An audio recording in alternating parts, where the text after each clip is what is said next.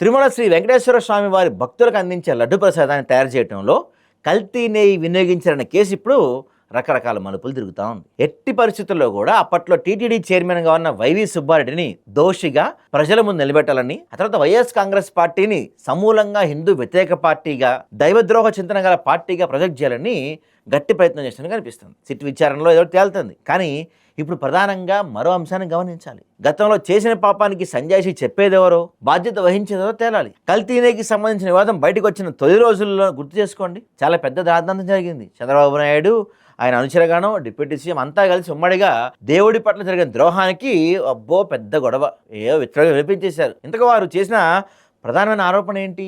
జంతువుల కొవ్వును కలిపిన కల్తీ నెయ్యి తయారీ.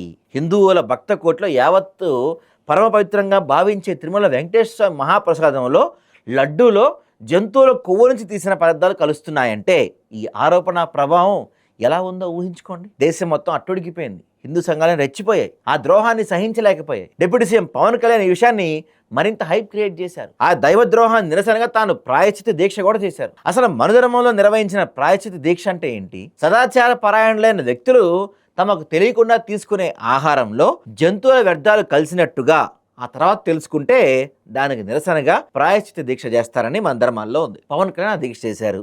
తద్వారా తిరుమల లడ్డు ప్రసాదంలో జంతువుల కొవ్వు కలిపారని ప్రజలను బలంగా నమ్మించడానికి ప్రయత్నించారు. సిట్ విచారణ స్టార్ట్ అయింది, ఓ దశ వరకు సాగింది. అసలు జంతువుల కొవ్వు అనే సంగతి ఇప్పుడు పక్కెళ్ళిపోయింది. జంతువుల కొవ్వు కలిపినట్టుగా ఒక ఆధారణ కూడా సేకరించలేకపోయారు. అది పూర్తిగా అబద్ధం. కేవలం కృత్రిమ నూనెలు, కెమికల్స్తో కల్తీ నెయ్యి చేసినది మాత్రమే ప్రస్తుతం ఉన్న ఆరోపణ.